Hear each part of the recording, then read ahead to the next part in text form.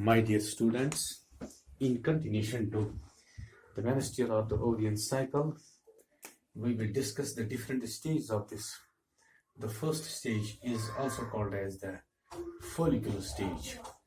This stage is also called as proliferative phase due to the proliferation of the cells for reproduction are also called as post-menstrual or pre-ovulative phase. It follows the menstrual phase and lasts for about 10 to 12 days.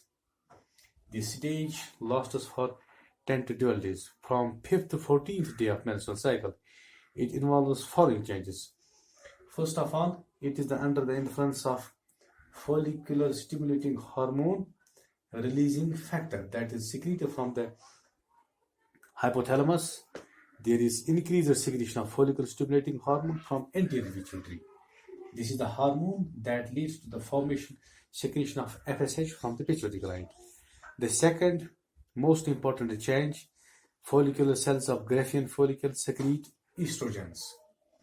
The estrogens are secreted from the Graafian follicles. Estrogens have the following effects. They stimulate the growth, maintenance, and normal functioning of secondary sex organs. Uterine endometrium becomes thick, about 2 to 3 mm thick, more vascular and more glandular.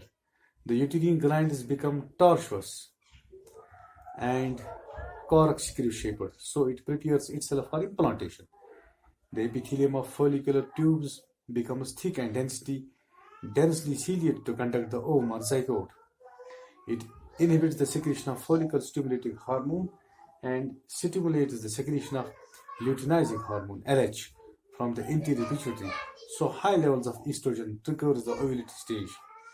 Glycogen fat accumulate in the endometrial cells.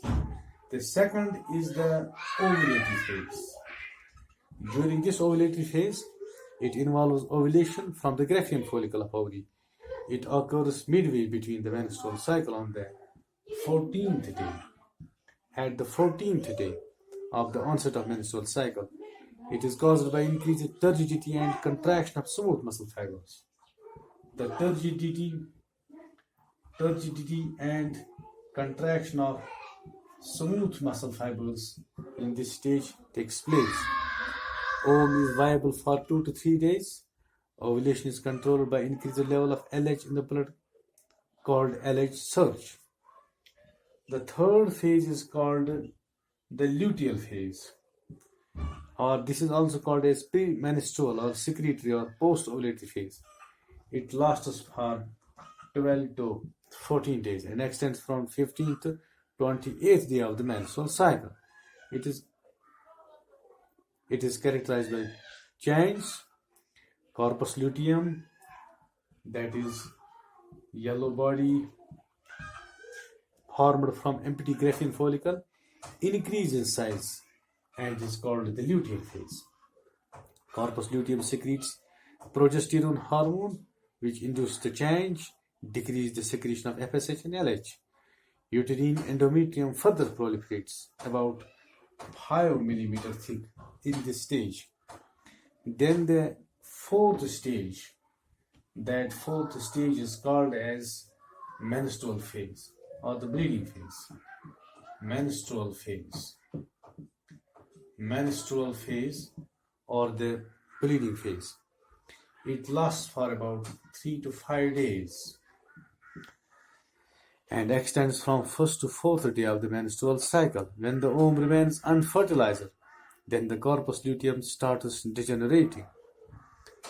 The uterine tissues fail to be maintained. Then the unfertilized ovum, along with ruptured uterine epithelium, about 50 milliliters of blood and some mucus is discharged out through the vaginal orifice and is called menstrual flow or menstruation. Actually, this is psychologically called the weeping of the uterus or the womb due to the failure of the pregnancy.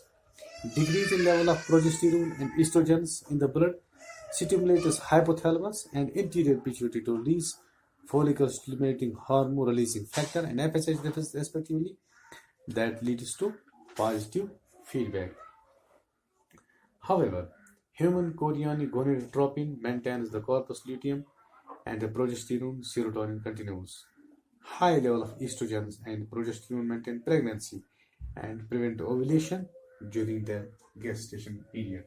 This is all about the menstruation period in human females. That's all.